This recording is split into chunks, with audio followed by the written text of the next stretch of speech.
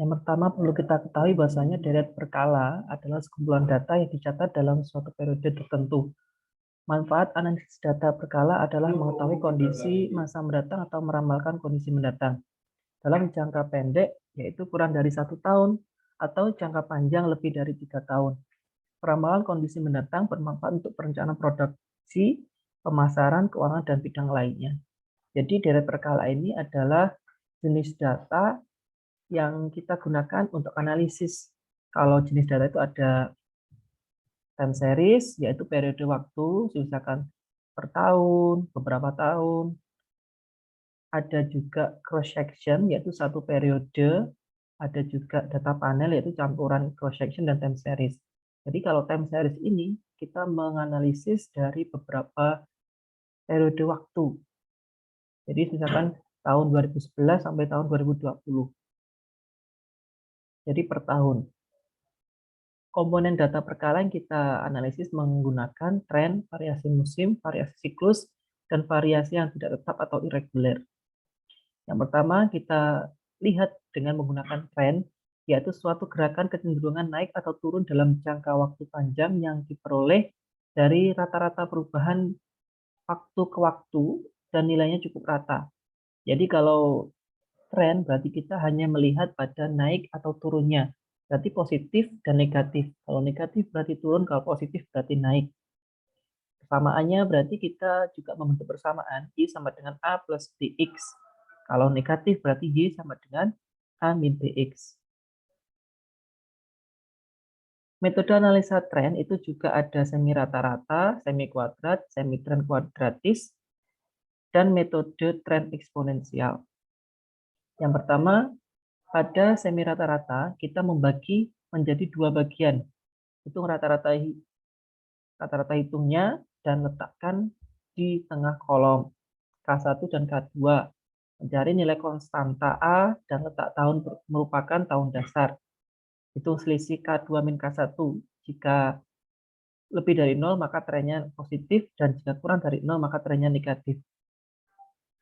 Setelahnya kita menghitung perubahan tren dengan rumus B sama dengan K2 min K1 dibagi tahun dasar K2 dikurangi tahun dasar 1 K1-nya. Lalu kita rumuskan dalam persamaan Y sama dengan A plus BX.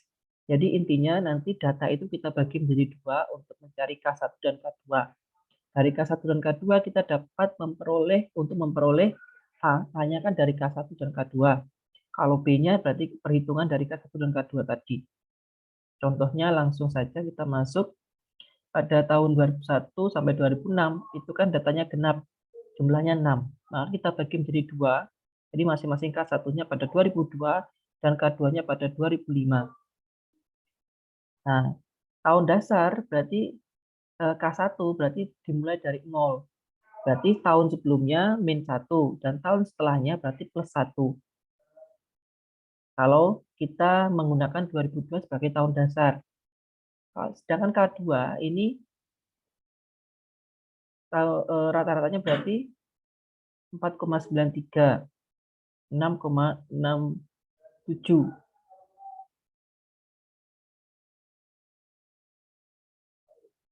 Yang mana kita lanjutkan, berarti 2004 itu nilai X-nya 2 tahun dasarnya, 3 dan 4 dan seterusnya. Kalau sedangkan yang tahun dasarnya 2005, berarti mulainya 0 itu ya dari 2005. Berarti tahun-tahun sebelumnya itu negatif, min 1, min 2, min 3, dan min 4. Sedangkan pada tahun setelah 2005 itu positif, yaitu 1.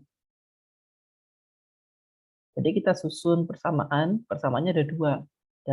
Jika tahun dasarnya 2002, A plus BX. Jika tahun dasarnya 2005, berarti A plus BX. A-nya kita masukkan K, 4,93 plus 0,58 itu didapatkan dari perhitungan B. Jadi ada 2 jika menggunakan tahun dasar 2002 dan tahun dasar 2005. Dari 4,93 itu didapatkan dari jumlah 4,2 tambah 5 tambah 5,6 bagi 3. Sama dengan 6,67 dari jumlahnya ini dibagi 3. Untuk data ganjil, data tahun tengah dapat dihilangkan atau dihitung 2 kali. Ini contohnya kan ganjil dari 2000 sampai 2008. Itu ada ganjilnya. 2000, 1, 2, 3, 4, 5, 6, 7, 8, 9. Maka pada ke 9 bagi 2 kan 4,5. Maka pada keempat 1, 2, 3, 4. Maka yang kelima itu kita bagi 2. Kita hilangkan untuk kita hitung 2 kali. Jadi 2004-nya kita jadikan 2. Ini penjualan, jika contoh penjualannya data penjualan, maka rata-ratanya ya ini kita bagi jumlahnya berapa, 1, 2, 3, 4, 5. Berarti ya jumlahnya ini bagi 5, ketemu 131. Nah, kalau misalkan nilai dasarnya K1-nya berarti 2002 dengan 2006.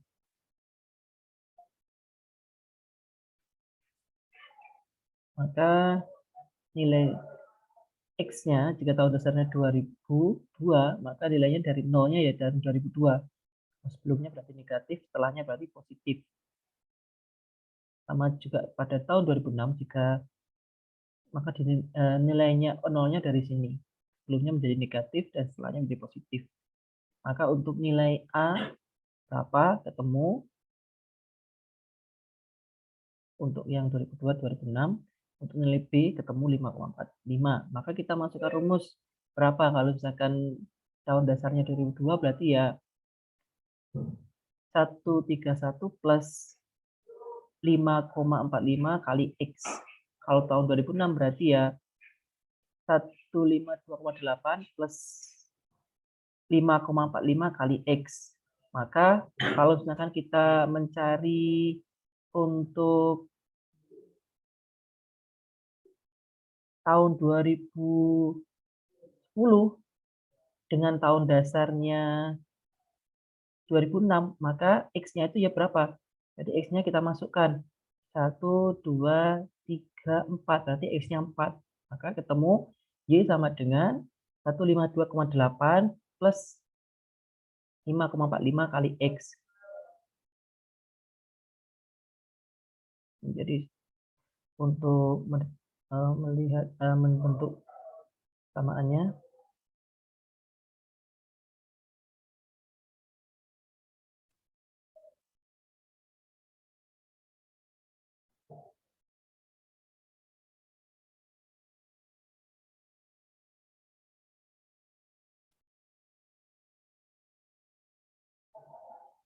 jika X-nya tadi tahun 2010, maka ketemu X-nya hanya 1, 2, 3, 4. Ketemu 4.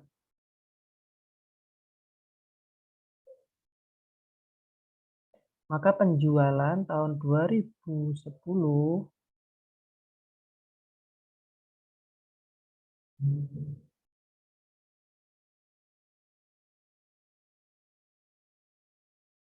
sama dengan berapa?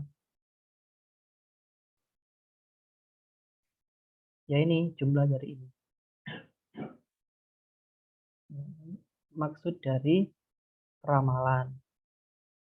Persamaan trennya kita dapat lihat tahun 2002, tahun 2006. Maka kalau peramalannya tahun 2009, kalau misalkan kita tahun dasarnya 2002, ya nanti X-nya jadi 7. Kalau misalkan tahun 2006, maka X-nya 3.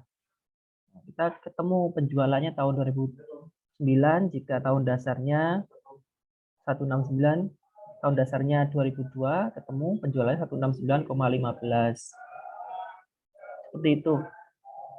Selanjutnya adalah metode kuadrat terkecil, yaitu menentukan garis tren yang punya jumlah terkecil dari kuadrat selisih data asli dengan data pada garis trennya. Jadi pada tren kita bandingkan dengan data asli. Selisihnya itu kita cari dengan kuadrat terkecil. Rumusnya tetap sama, persamaannya Y sama dengan A plus BX. Untuk mencari A, rumusnya sigma Y dibagi N. Untuk mencari B, sigma YX dibagi X kuadrat. Kita masuk pada contoh, yaitu contohnya kita menghitung data dari pelanggan sama dengan Y. Tahunnya 1, 2, 3, 4, 5. Tahun 2002 sampai 2006. Kalau kode tahunnya misalkan kita hilangkan ke 0, berarti ya pada tahun 2004 kita cari X-nya, kita cari X kuadratnya juga. Sigma di bawah ini jumlah dari atasnya ini. Kalau kita cari A ketemu 6,12 dan B ketemu 0,50. Kita cari persamaannya, bentuk persamaannya Y aksen sama dengan 6,12 A ditambah B-nya 0,50 kali X. X ini menyesuaikan, bisa diisi. X-nya tahun keberapa? Kalau misalkan X-nya tahun 2007, maka X-nya 3. Kalau tahun 2008, maka X-nya 4. Maka tahun 2008, misalkan Y sama dengan 6,12 plus 0,5 kali 4. Hasilnya itu adalah jumlah pelanggan pada tahun 2008. Kalau ini contoh 1, 2, 3, 4, 5, 6, 7, 8. Ini yang genap, jumlahnya genap. Sebab kita cari A, kita cari B, dan peramalan tahun 2008, 2009, dan 2010. Berarti tahun setelah data ini ya, yang datanya cuma sampai tahun 2007. Kita cari nilai Y kali X dan X kuadrat. Maka A-nya ketemu 144,875, B-nya ketemu 6,892. Ini bisa dibulatkan dua angka saja, nggak apa-apa. Maka kita masukkan persamaan tren, yaitu 144,875 plus 6,898 kali X. Kalau tahun X-nya kita cari pada tahun 2008, maka X-nya itu berapa? Dari 0,5 tadi, berarti 2008 4,5, 2009 5,5, 2010 5,5, tahun 2008 4,5, tahun 2009 5,5, tahun 2010 11,5. Jadi seterusnya sama. Maka jumlahnya pada tahun 2008 X-nya itu Y-nya ketemu 175,895, jumlah penjualannya 892 pada tahun 2008. Kita dapat merumuskan peramalan atau forecasting didapatkan dari data sebelumnya. Yang ketiga ada metode kuadratis, yaitu untuk menghitung jangka waktu pendek kemungkinan tren tidak bersifat linear. Jadi karena jangkanya lebih pendek, otomatis nanti mungkin grafiknya tidak linear karena pendek tadi. Metode kuadratis adalah contoh metode non-linear. Kalau linear berarti kan dalam persamaannya itu tidak ada kuadrat. Sedangkan yang kuadratis karena ada kuadrat maka dikatakan non-linear. Jadi yang persamaan ini Y sama dengan A plus BX itu adalah tanpa kuadrat berarti masuk linear.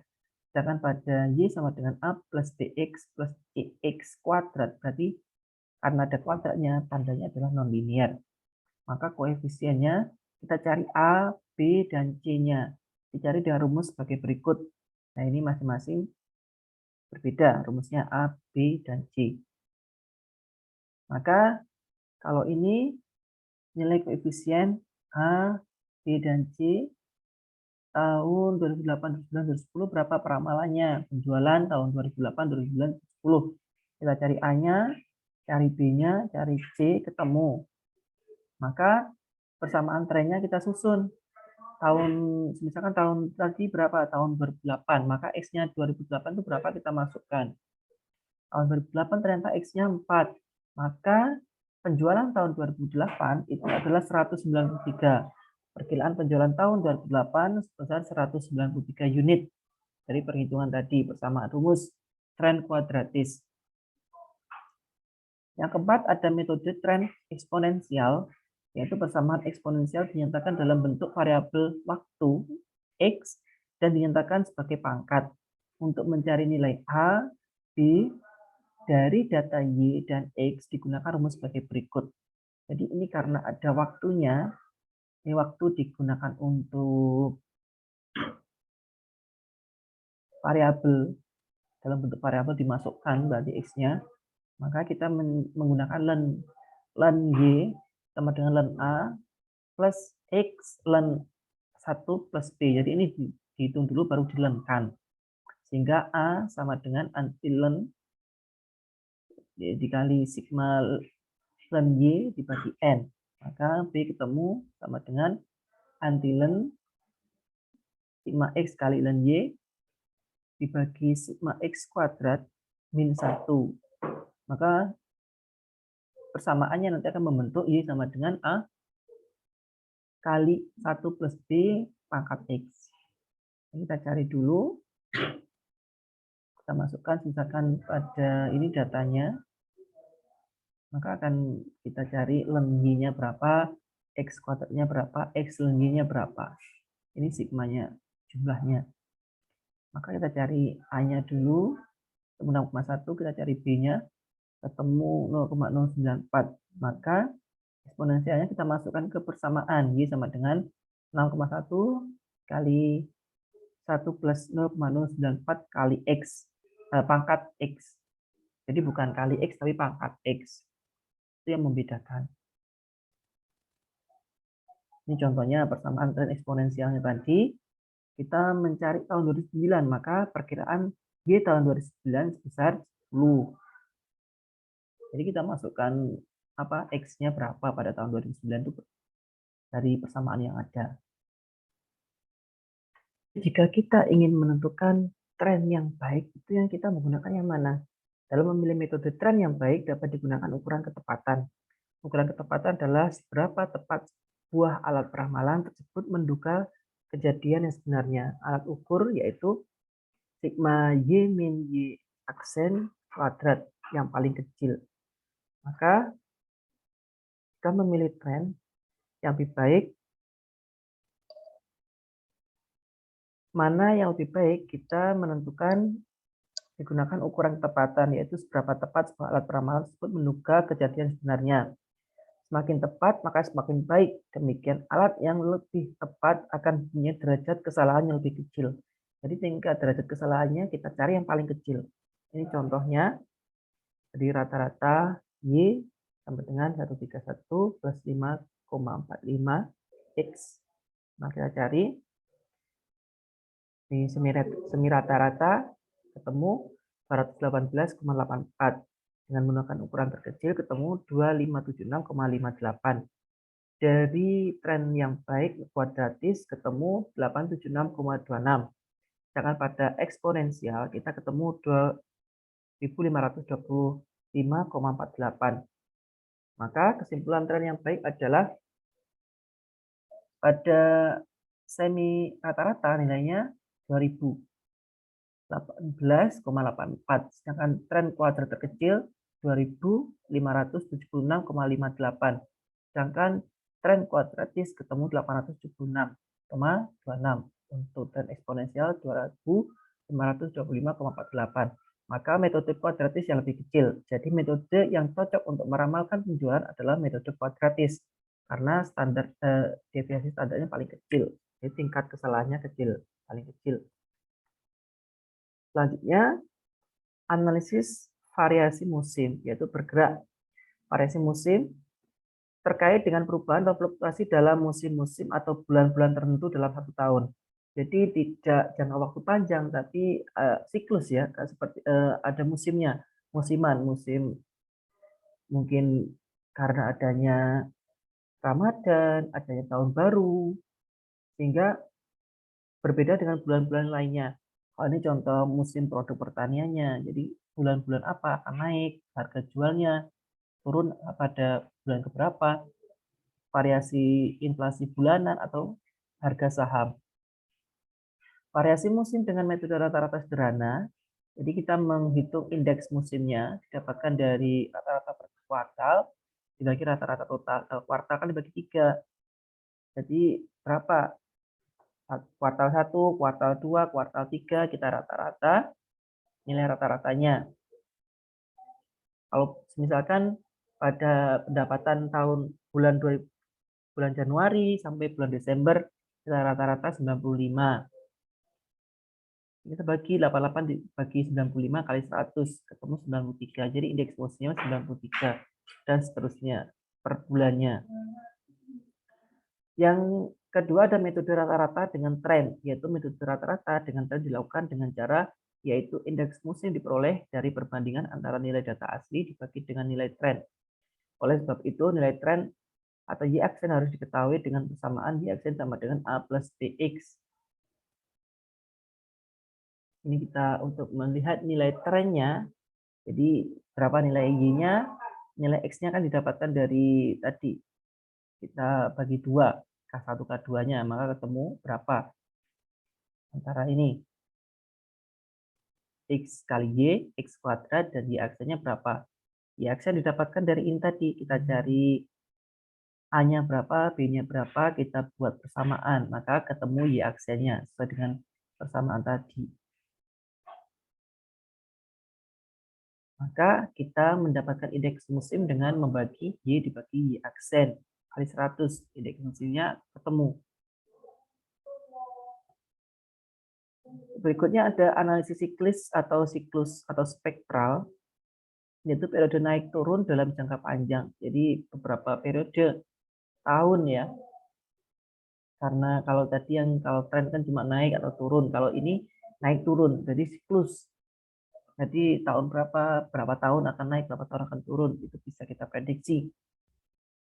Dapat dari rumus untuk fungsi persamaannya Y sama dengan T kali S kali C kali I. Jadi kalau kita lihat, kalau ini bentuk triwulan ya, triwulan 1, 2, dan 3. Kita susun seperti ini. Jadi urut semuanya dari 2003 sampai 2006.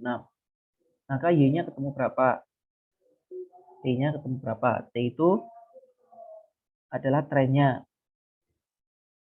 S kita cari juga. Maka kita cari TCI, Y dibagi S. Untuk CI sama dengan TCI dibagi T. Ketemu C-nya untuk masing-masing periode. Yang selanjutnya ada gerak tak beraturan, yaitu jika tidak dapat diprediksi, maka misalkan karena terjadi kondisi di luar ekspektasi atau kondisi normal, karena contohnya ada inflasi, krisis, dan sebagainya, maka kita menggunakan rumus seperti ini. Y sama dengan T kali S kali C kali I. Maka untuk mencari TCI-nya Y dibagi S, untuk mencari CI-nya TCI dibagi T, untuk mencari I-nya CI dibagi C. Nah, ini ketemu kita. Untuk contohnya, menggunakan dalam triwulan. Kita cari CI, C, dan I-nya ketemu. Kalau kita ingin menggunakan Excel untuk menghitung, menganalisis, maka kita bisa langsung menggunakan memasukkan data Y dan X-nya pada Excel. Kita pilih data analisis, kita pilih regression, pada kontak Y, variabel cell range, kita masukkan data Y dengan memblok kolom A atau A1 sampai A5, pada X variabel cell range, yaitu memasukkan data X dengan memblok kolom B atau B1 sampai B5. Selanjutnya kita klik OK, maka hasilnya akan keluar. Persamaannya kita bentuk Y sama dengan A plus BX, di mana A dinyatakan sebagai intercept dan B dinyatakan sebagai variabel koefisien. Jadi kalau Anda bikin grafik itu kan ada naik turunnya itu namanya intercept. Ini kita lihat tools, data analysis, cari regression, kita masukkan new worksheet fill-nya. Ini kalau ini kan contohnya cuma 6. Input Y-nya berapa, X-nya berapa. Klik OK. Terima kasih. Materi yang dapat saya sampaikan terkait dengan deret berkala. Jika ada yang ditanyakan untuk kejelasan, bisa disampaikan. Assalamualaikum warahmatullahi wabarakatuh.